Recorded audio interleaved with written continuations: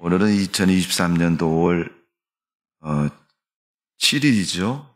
7일인데 주일로는 첫 번째 주일이고 어린이 주일로 예배를 드립니다. 하나님께서 어린아이를 축복하시고 귀히 여기셨던 것처럼 여러분 가정에 하나님의 그런 큰 복이 있으시기를 주님의 이름으로 축원합니다. 하나님이 어린아이를 축복하셨다. 그러면 여러분 집에 뭐가 있어야 돼요? 아이가 있어야지. 하나님이 아이를 축복하셨으니까 그 아이가 있어야 되지 않습니까? 오늘부터 하나씩 만드세요. 여러분 가정에 그런 아이로 말미암아 하나님이 주시는 큰 은혜의 복이 넘치시기를 바랍니다. 오늘 본문에 보니까 예수님께서 들어와 시돈 지방에 가셨다고 말씀합니다. 그런데 그 들어와 시돈 지방에서 하나의 이야기가 마태복음 15장에 기록이 되어 있습니다. 그 이야기는 어떤 어머니가 예수님을 찾아와서 말하는 겁니다. 예수님, 우리 딸내미 좀 고쳐주세요. 자기 딸을 고쳐달라고 말씀합니다. 자기 아이가 병이 들었는데 귀신이 들었다고 말합니다. 지금도 그렇습니다만 그 당시에도 역시 이 귀신의 문제는 해결하기 참 어려운 문제입니다. 영적인 문제와 신앙적인 문제일 뿐만 아니라 눈에 보이는 문제가 아니에요. 아이가 넘어져서 상처를 입었으면 약을 바르고 붕대를 붙여서 여러분 치료할 수 있지만은 귀신 든 문제는 어떻게 하겠어요? 가슴에다가 반창고를 붙이겠어요? 아니면 머리에다가 반창고를 붙이겠습니까? 참으로 난감한 문제이고 해결하기 어려운 문제입니다. 그것도 오늘 본문의 말씀을 보니까 이 여자가 예수님께 하는 말, 내 딸이 흉악하게 귀신이 들었다. 귀신으로 말미암아 흉악한 일을 저지른다. 때로는 여러분 비 오는 날 아무것도 걸치지 않고 알몸뚱어리로 돌아다닌다든가, 또 남들이 다 덥다고 반팔을 입고 다니는 요즘처럼 이렇게 따뜻한 날씨에 한겨울에 있는 모피코트처럼 두꺼운 옷을 꺼내갖고 입고 다닌다든가, 머리는 산발해서 다닐 수도 있고 또 그가 보통 사람이 갖추어야 할 그런 자세를 갖추지 않고 다니는 모습, 여러분 얼마나 보기가 안쓰럽기도 하지만 좋지 않은 모습입니다.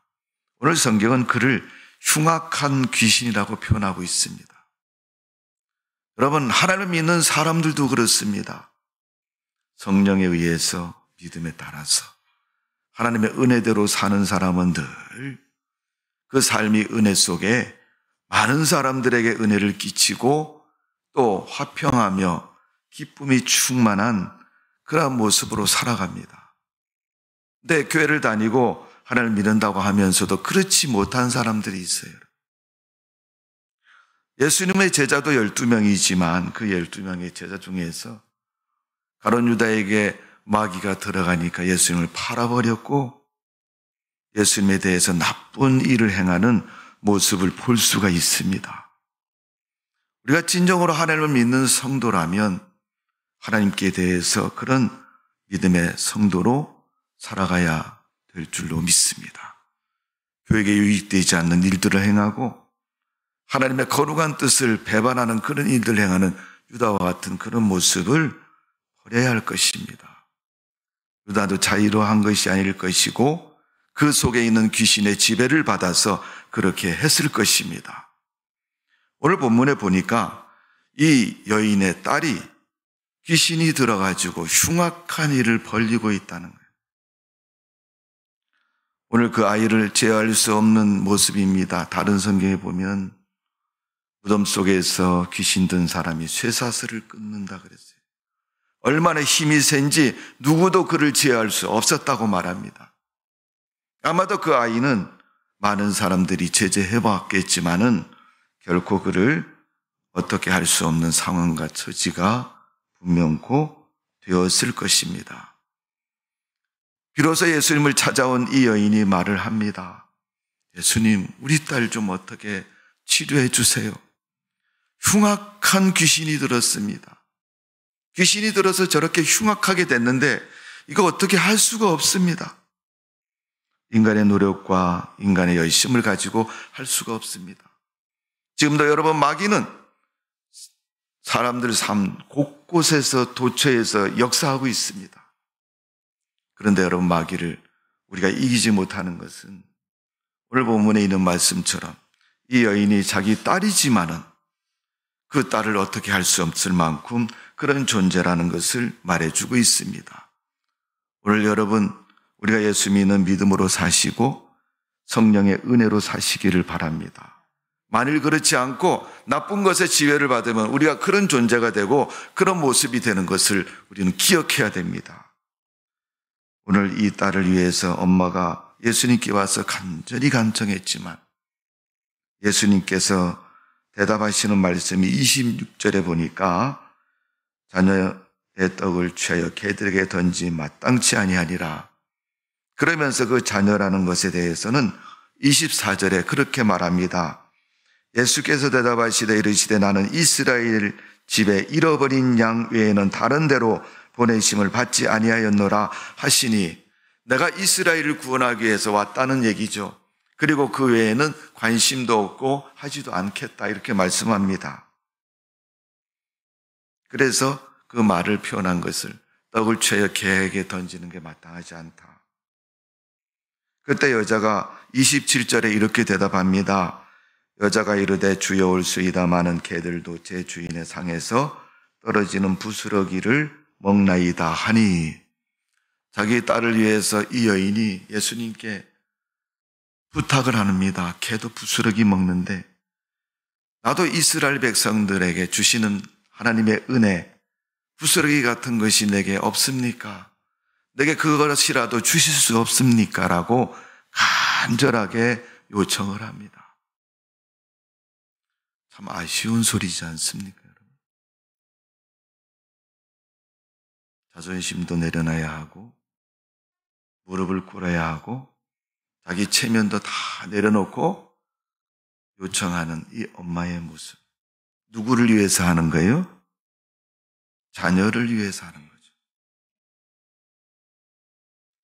부끄러움 때문에, 자존심 때문에, 자기 체면 때문에 처음 보는 그 모습을 자기가 주님 앞에 보인다는 건 여러분 쉬운 일이 결코 아닙니다. 그런데 이 자식의 문제를 가지고 그 부모가 예수님께 아쉽고 또 애걸하고 또 예수님께 자기의 모든 것을 내려놓고 세면 생각하지 않고 요청하는 이 여인의 모습. 사실 부모는 자식들에게 그렇게 하지 않습니까? 자식이 잘 된다면 뭐든지 다 해주겠다. 이게 부모님의 마음인 것이고 어머니의 모습인 것입니다. 자, 우리가 신앙 안에서 오늘 이 여인의 모습을 보면서 이 여인은 예수님께 무릎을 꿇은 어머니의 모습이었습니다.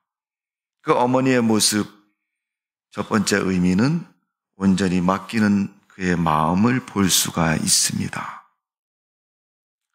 오늘 예수님이 지나가신다는 말을 듣고 이 여인이 예수님을 향해서 소리를 지릅니다. 주 다윗의 자손 예수여 나를 불쌍히 여기소서. 내 딸이 귀신이 들었나이다 라고 몸부림치면서 외치면서 예수님을 부르고 있습니다. 이 여인의 그 기막힌 문제 앞에 예수님은 모든 것을 다 예수님께 맡기는 이 여인의 모습, 앞뒤를 가리지 않습니다.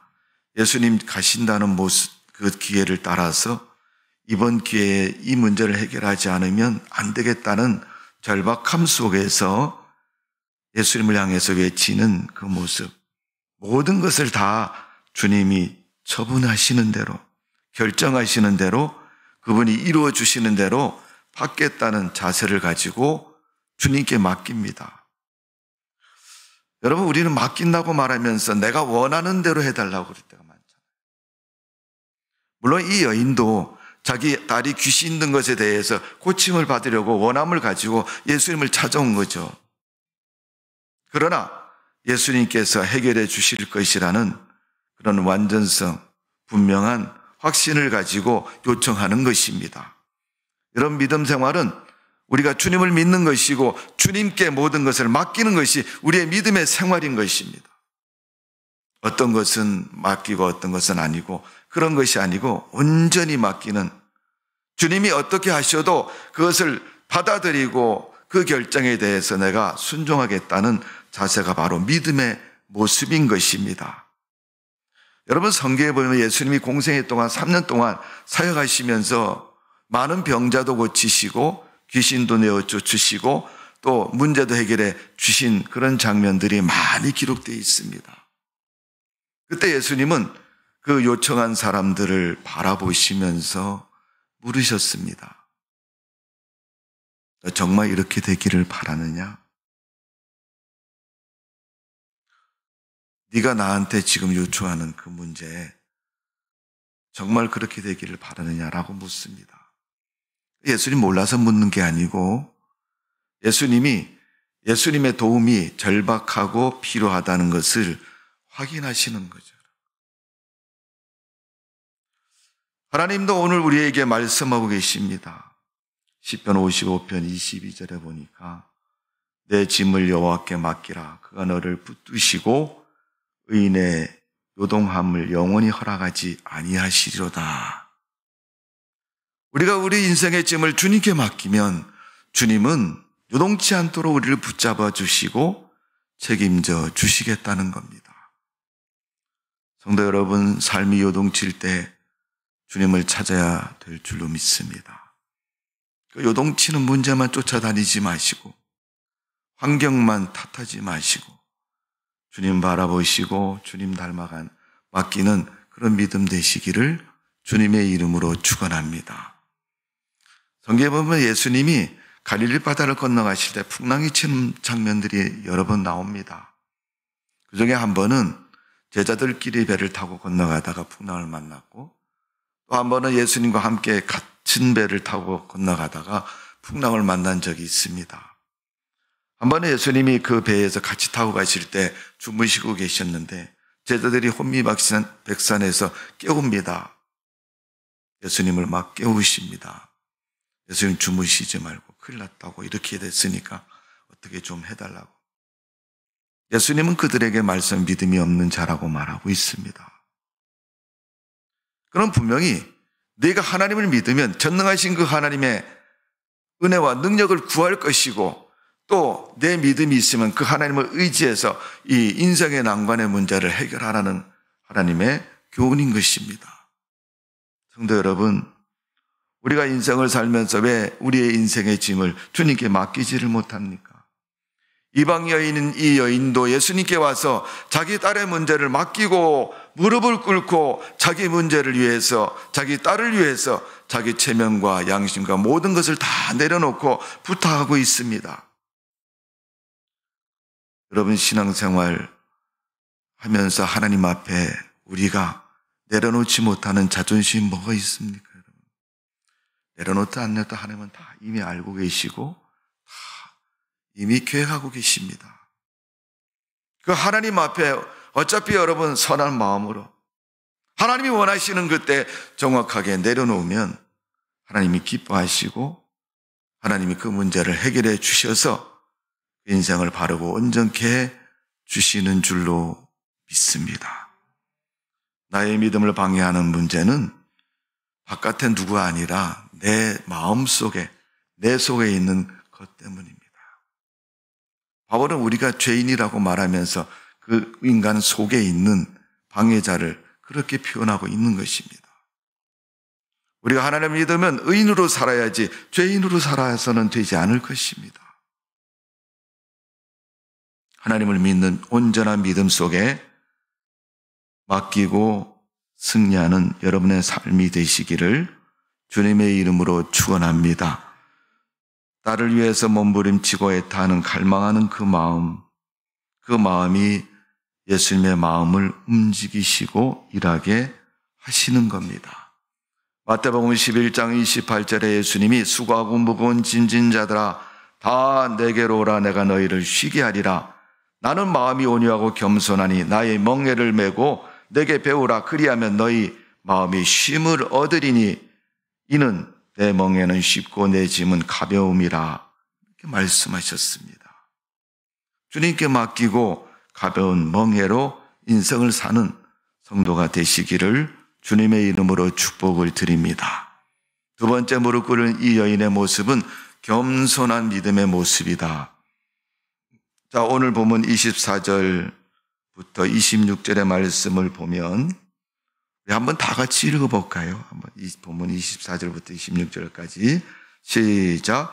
예수께서 대답하여 이르시되 나는 이스라엘 집에 잃어버린 양 외에는 다른 데로 보내심을 받지 아니하였노라 하시니 여자가 와서 예수께 절하여 이르되 주여 저를 도우소서. 대답하여 이르시되 자네의 떡을 취하여 개들에게 던지 마땅하지 아니하니라. 아멘. 예수님이 하신 말씀이 너희에게는 줄 은혜도 없고 베풀 이유도 없다는 것입니다. 그래도 그들이 말하는 개와 같은 지칭의 이유를 자기에게 두고 있는 거죠. 나를 보고 개라 해도 좋고 소라고 해도 좋고 짐승이라 해도 좋습니다. 그래도 내 딸 문제만은 해결해 주세요. 차라리 내가 고난당하는 게 낫지 우리 자녀들이 고통받는 것은 참아볼 수 없다. 누가복음 18장 9절부터 14절의 말씀을 보면 목적을 위해서 겸손한 척 하는 사람들이 많다고 교훈하고 있습니다. 진실로 변화된 모습, 겸손해진 모습, 그런 모습으로 우리가 서기를 바라고 있는 것입니다. 바리새인들을 그렇게 말하고 있고 바리새인들의 기도를 그렇게 말하고 있습니다. 그들은 기도를 해도 내가 저 세리보다도 낫고 내가 저 집사보다도 낫고 내가 권사인데 내가 장로인데 내가 목사인데 내가 아무개보다도 훨씬 낫지 않습니까? 하나님. 교회도 오래 다녔고 내가 직분도 높고 내가 사는 것도 더 부자로 살고 쟤를 보니까 어쩌다가 저렇게 됐는데 그게 배가 아프고 못마땅해서 그러면 여러분 겸손해질 수가 없겠죠. 오늘 믿음 앞에서 딸의 문제를 들고 와서 여러분 그냥 아무 일 없으면 여러분 조금 더 이해가 되겠지만 지금 절박한 문제를 안고 있는 이 사람이 예수님 앞에 모든 것을 간청을 하고 그 응답을 얻으려고 하는데 여러분 그 자세가 어떤 자세가 되겠어요? 겸손한 자세, 자기를 낮추고 요청하는 그런 자세. 오늘 예수님은 겸손한 자에게 은혜를 베풀어 주시는 분인 줄로 믿습니다. 그래서 우리가 죄인 되는 모습을 고백하는 것이고 그 고백된 겸손한 모습으로 주님 앞에서 우리가 믿음을 행하는 것입니다. 오늘 여러분 우리가 살아가는 삶 속에서 믿음의 겸손함, 삶의 겸손함을 갖추시고 이 여인이 예수님께 요청하는 것처럼 백부장의 이야기 속에서도 그렇게 나오지 않습니까? 예수님 오시지 않으셔도 됩니다. 나도 내 부하들 보고 가라 그러면 가고 오라 그러면 오는데 여기서 나에게 말씀해 주시면 충분하겠습니다. 예수님의 수고를 위해서 명령만 해 주셔도 됩니다라고 요청했던 그 백부장이 자기 하인의 중풍병을 고치고 완전케 하신 것처럼 오늘 이 아이를 위해서 어머니가 예수님께 요청하는 것은 이것저것 다 좋습니다마는 중요한 것은 내 딸의 귀신 든 것을 고쳐주세요. 그 문제를 위해서 모든 것을 다 내려놓을 수 있습니다. 사실 여러분 신앙이라는 것이 그렇습니다. 믿음이란 건 믿음을 위해서 또 믿음의 인정을 위해서 나의 모든 것을 다 내려놓을 수 있어요. 구약에 보니까 하나님께서 레위기에 이스라엘 백성들에게 제사를 통해서 하나님 앞에 드리라고 말씀하시면서 제사를 드릴 때 제물을 이야기를 할 때 보니까 하나님의 공평하심이 새롭게 느껴지는 게 뭐냐면 가난한 사람하고 부자하고는 제물이 달랐어요. 너는 이만큼 할 수 있으니까 이만큼 해라. 가난한 사람에게는 너는 가난해서 이것도 힘들 줄 알지만 그래도 그것을 해라. 그러면서 제물을 말씀하고 있습니다. 여러분, 겸손이라는 말은 내가 그런 인정이 되었을 때 겸손한 것입니다. 저 사람은 1,000원 내는 게 힘든 사람이고 나는 10,000원을 내도 넉넉해서 아무런 가치도 어려움도 없이 낼 수 있다. 10,000원 낸 사람이 1,000원 낸 사람 보고 넌 그거밖에 안 내느냐? 그것은 여러분 겸손이 아닌 거죠. 그 사람이 1,000원 내는 게 힘들어서 1,000원을 냈는데 나는 어떻게 해야지 하나님 앞에 바로 드릴 수 있는 걸 보고 나는 10만 원을 내기 버거운 것이지만 나도 10만 원을 내면서 하나님 어떠세요? 하나님께서 잘하고 잘하였다라고 인정할 때 비로소 하나님이 평가하시는 겸손의 관계가 형성이 되는 것입니다. 오늘 이 여인이 딸을 위해서도 그렇게 했겠지만은 주님께서 하신 말씀, 나는 걔에게 떡을 주지 않는다. 그 말을 듣고 그가 부스러기라도 좋으니까 주님 내 딸을 위해서 한 번만이라도 은혜를 베풀어 주세요. 비록 유대인들이 누리는 그러한 특권의 역사를 나에게도 좀 베풀어 주옵소서. 그렇게 요청하는 그 믿음은 정말 두렵고 떨리는 마음으로 한 번밖에 없는 기회를 놓칠 수 없다는 그 마음을 가지고 주님께 요청하는 그 여인의 믿음의 모습을 볼 수가 있습니다. 그러나 똑같은 기도 가지고도 바리새인처럼 길 가운데 서서 손을 들고 나는 저 세리같지 않습니다. 11절 드리고 또 금식을 하고 그렇게 하면서 기도하는 그 모습하고는 예수님이 말씀하시는 이유가 차이가 많은 것입니다. 여러분, 누가 겸손한 모습입니까? 오늘 이 여인처럼 우리가 우리 자녀를 위해서 정말 주님 앞에서 그런 모습으로 사는 것이 부모이고 우리 자녀들은 부모가 나를 그렇게 그런 마음으로 키우셨다는 사실을 다시 한번 생각해보는 우리 자녀들이 되어지기를 주님의 이름으로 축원합니다. 이 무릎 꿇은 여인은 문제가 해결될 때까지 물러서지 않습니다. 여러분, 이건 고집하고 다른 것입니다. 오늘 본문에 22절에 보니까 다윗의 자손이여 나를 불쌍히 여소서 내 딸이 흉악하게 귀신이 들었나이다 하고 소리를 질러 말합니다. 그 소리를 제자들이 들었고 따르는 사람이 들었습니다. 듣고 하는 말이 저 여자가 소리를 지르니까 더 이상 소리 지르지 못하게 제재를 하고 멀리하라. 그렇지만은 그 여인은 자기 문제가 이루어질 때까지 물러서지 않습니다. 그래서 23절에 보면 소리를 지르오니 그를 보내소서라고 외친 소리가 있지만은 물러서지 않습니다. 그 소리 못 들었겠습니까? 들었죠. 그런데 그 물러서지 않은 믿음을 보시고 28절에 보니까 예수님께서 그에게 말씀하시기를 여자여 내 믿음이 크도다.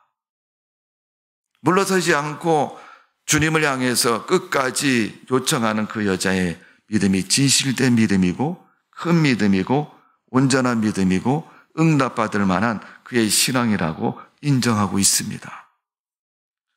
어쩌면 여러분 우리가 기도할 때 그렇지 않습니까, 여러분? 기도해도 응답이 없네. 하루하고 이틀하고 한 달하고 비로소 여러 날이 지나고 나서 어느 순간인가 응답이 되어서 기쁨으로 할렐루야 할 때 가만히 한번 생각해 봐야죠. 기도한 지는 언젠데 지금의 응답이 될까? 왜 하나님은 그동안 나의 기도하는 모습을 보고 시간을 두셨을까?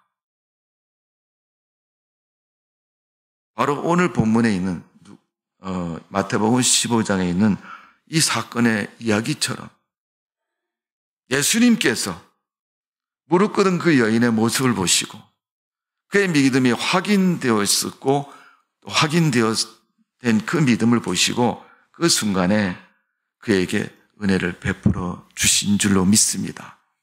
예수님이 이 여자 보고 내 믿음이 크다고 말하지 않습니까? 그의 믿음을 인정하고 계시고 그의 믿음을 언급하고 계십니다. 오늘 우리가 살아가는 동안 우리가 기도할 때 하나님은 우리의 믿음을 보고 계십니다. 주님께서 우리가 기도하는 그때 그 모습을 보시고 믿음을 인정하시고 말씀하시면 그 시로 하나님의 역사는 이루어지는 줄로 믿습니다. 마지막 이 여인은 무릎 꿇고 흔들리지 않은 믿음을 가졌습니다. 주님이 응답하시고 요청한 것이 이루어질 때까지 열심을 다해서 부르짖고 말하고 있는 것을 볼 수 있습니다. 사도 바울은 고린도 교회 성도들에게 고린도전서 15장 58절에 그러므로 내 사랑하는 형제들아 경고하여 흔들리지 말며 주의 일에 더욱 힘쓰는 자들이 되라. 몇 번 하다가 안 되면 에이 집어쳐. 이렇게 한 것이 아니라 하나님 앞에서 그 믿음이 인정될 때까지 그 믿음이 올바르게 설 때까지 열심을 다하는 그 모습 볼 수가 있습니다. 성도 여러분, 오늘 이 여인만 자식을 위해서 그런 것이 아니고 우리 예수님은 우리를 위해서 당신이 친히 무릎을 꿇으셨습니다. 그 예수님의 행적 가운데 보면 마태복음 3장에 보면 예수님이 요단강에서 세례 요한에게 세례를 받으셨습니다. 세례가 필요 없으신 예수님이 굳이 왜 세례를 받으셔야 될까? 그 모습을 사람들이 보면 아, 저분은 위대한 메시아요, 그리스도요, 하나님이신데 우리 인간이 받는 세례를 왜 굳이 받아야 될까? 우리를 위해서 대속물이 되시기 위해서, 제물이 되시기 위해서 그분은 무릎을 꿇으셨습니다. 안 받으셔도 되는 그분이 무릎을 꿇고 세례를 받으셨습니다. 마태복음 4장에 보니까 예수님이 사단에 이끌려서 시험을 받으셨습니다. 결론은 이길 줄 알았어 뭐 이렇게 말할지 모르겠지만은 그 시험 받는 자체가 하나님이 우리 인간을 위해서 무릎 꿇으시고 또 너희가 하나님 말씀 붙잡아야 살 수 있다는 것을 그 무릎 속에서 가르쳐주고 있습니다. 얘 봐라, 이렇게 해야 되는 거야. 엄마가 자녀를 불러놓고 엄마가 시범을 보이는 거예요. 말로 해도 되지만은 시범을 보이지. 우리 하나님께서는 우리 인간에게 인간이 되셔서 우리가 세상 사는 동안 사람들이 살아가는 삶의 모습을 시범으로 가르쳐주고 계십니다. 여러분, 우리 눈에 보이셔야 돼요. 믿음 생활하는 성도들에게 그 하나님의 모습이 눈에 보여야 됩니다. 말씀을 읽을 때마다 주님 앞에 기도할 때마다 주님께서 나를 인도하시고 이끌어주시는 그 은혜를 우리가 발견하고 은혜 속에 살아가는 성도가 되시기를 바랍니다. 예수님은 요한복음 2장, 3장, 5장에 보니까 유월절을 지키셨습니다. 이스라엘 백성이 애굽에서 나올 때 그 하나님의 은혜를 잊지 않으려고 지키는 그 유월절을 지키셨습니다. 굳이 왜 유월절을 지키셔야 됩니까? 그분이 무릎을 꿇음으로 말미암아 하나님 앞에서 어떤 믿음으로 어떤 사람으로 인생으로 살아가야 되는가를 가르쳐주고 있는 겁니다. 유월절은 여러분 오늘날 우리가 예배 드리는 것과 마찬가지입니다. 굳이 예배를 드려야지 신앙생활 됩니까? 그렇게 말하는 사람도 있지만 여러분 굳이 예배를 드리셔야 됩니다. 왜? 예수님도 유월절을 지키셨기 때문에 우리도 주님의 말씀을 따라 명령을 따라 하나님의 은혜를 지켜야 되고 예배를 드려야 되고 그 절기를 따라 믿음을 고백해야 되는 것입니다. 예수님 마태복음 26장에 보니까 고소를 당하실 때 많은 사람들이 놀립니다. 야, 네가 유대인의 왕이냐? 침을 뱉고 조롱을 하고 모욕을 해도 예수님은 입을 열지 아니하시고 묵묵히 무릎을 꿇고 기도하고 계십니다. 누가복음 23장에 보니까 예수님이 십자가에서 원수들을 위해서 기도하십니다. 주님, 저들이 몰라서 지금 이렇게 합니다. 용서해 주세요. 우리는 여러분 근처에도 못 가잖아요. 조금만 자기한테 뭐라 그래도 어떻게 해요? 머릿속에서 가슴속에서 버글버글 원수가 갚아야 된다고 말하고 있고 또 용납할 수 없다고 말하고 있고 그게 여러분 다른 사람에 의해서는 더 하겠죠. 자기가 그런 문제를 일으켰는데도 여러분 그렇게 하는데 남이 그렇게 나한테 다가오면 여러분 더 하겠죠. 십자가에 못 박는 예수님, 그 십자가의 고통과 아픔과 피 흘림을 주는 그들을 위해서 예수님이 기도하고 계십니다. 다른 것보다도 가장 무릎 꿇기 어려운 부분이죠. 마태복음 26장과 누가복음 22장에 보니까 예수님이 제자들을 데리고 겟세마네 동산에서 기도하셨습니다. 땀방울이 핏방울이 되릴 만큼 기도하셨습니다. 기도하지 않으셔도 하나님은 다 이루시는 분이신데 왜 예수님께서 굳이 기도하고 계시겠습니까? 그것도 아주 절대절명의 자세로 기도하셨습니다. 하나님의 은혜로 하나님의 사랑으로 살기를 원하는 제자들, 하나님의 사람들을 위해서 그분은 겟세마네 동산에서 기도하셨습니다. 오늘 우리가 세상을 살다가 어렵고 힘들 때마다 우리는 그 겟세마네 예수님의 기도 때문에 하나님의 사랑을 깨닫게 되고 알게 되고 그 사랑을 덧입어서 세상을 이기면서 살아갈 수 있는 줄로 믿습니다. 그 예수님은 하나님의 구원의 복음이 훼손되지 않도록 무릎을 꿇고 기도하셨습니다.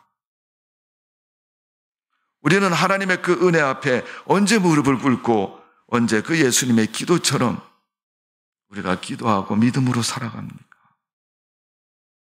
뭐 그렇게도 못할지라도 내 자식을 위해서라도 여러분 무릎 꿇고 기도하는 부모가 되어야 되지 않겠습니까?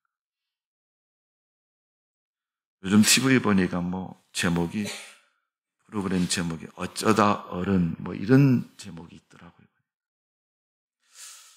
여러 가지 많은 의미를 가지고 있지만 여러분 우리의 믿음은 어쩌다 교회에 나온 사람이 아니라 하나님의 은혜를 깊이 알고 하나님의 은혜를 마음껏 누리는 그런 성도의 모습 되어지기를 주님의 이름으로 축원합니다. 열왕기상 3장에 보니까 솔로몬이 이스라엘을 통치할 때 작은 이야기가 한 토막 나옵니다. 어떤 여자가 애 하나를 데리고 와서 두 여자가 서로 자기 아이라고 난리를 합니다. 이건 내 아이라고. 이쪽 여자도 내 아이라고. 왕한테 이 아이가 누구 아이인지를 좀 구별해달라고 판결을 부탁하니까 왕이 뭐라 그러냐 하면요. 솔로몬 왕이 야, 칼 갖고 와라. 그래가지고 정확하게 잘라가지고 반씩 나누어 줘라. 그랬더니 한 여인이 그 아이가 내 아이가 아닙니다. 난 거짓말했습니다. 그러면서 포기를 합니다. 그때 솔로몬이 그 포기한 여인을 가르쳐서 이 아이를 저 여인에게 주어라. 그 엄마는 반 나누어서 자기 이익을, 자기 권리를 주장할 수도 있겠지만 그렇게 되면 자기 자식이 죽는 이유 때문에 자식의 권리를 포기합니다. 그 사실을 지혜의 왕인 솔로몬이 알게 되었고 그 여인에게 아이를 돌려줍니다. 네가 친엄마가 맞다. 오늘 마태복음 15장에 이 가나안 여인이 자기 딸을 위해서 예수님을 찾아왔어. 무릎을 꿇고 예수님께 요청을 합니다. 예수님, 내 딸 불쌍히 여겨주세요. 그리고 나도 불쌍히 여겨주세요. 믿음으로 사는 가정에 하나님의 은혜를 구하는 이 여인의 믿음처럼 여러분 가정의 자녀들이 오늘 귀신이 물러가고 완전한 정상적인 사람이 되어서 인생을 살아가는 이 축복받은 딸처럼 여러분 자녀들이 다 하나님의 복을 받고 하나님의 은혜 속에 살아가는 복된 가정 되시기를 주님의 이름으로 축원합니다. 기도하겠습니다. 아버지 하나님, 우리를 사랑하시는 예수님 감사를 드립니다. 가나안 여인이 예수님께 와서 요청을 합니다. 딸이 귀신이 들어서 고쳐야 되는데 그 흉악한 귀신을 쫓기 위해서 예수님 앞에 자기 체면도 자기 가진 것도 다 내려놓고 예수님의 은혜를 구하는 그 여인의 믿음을 보시고 예수님은 고쳐주셨습니다. 우리 가정에 문제가 있고 우리 자녀들이 인생을 삶에 있어서 문제 있는 인생 가운데 살고 있습니다. 다 주님의 은혜로 온전케 되고 복된 인생 되도록 하나님이 축복하여 주옵소서. 주님이 시편에 말씀한 것처럼 자식은 태의 열매요 주님의 기업이라고 말씀하셨사오니 우리가 주님 기업 되신 자녀를 잘 소중히 여기고 믿음으로 양육해서 주님께 영광 돌리는 복이 있는 자녀, 복된 가정 될 수 있도록 축복하여 주옵소서. 예수님의 이름으로 기도하옵나이다. 아멘.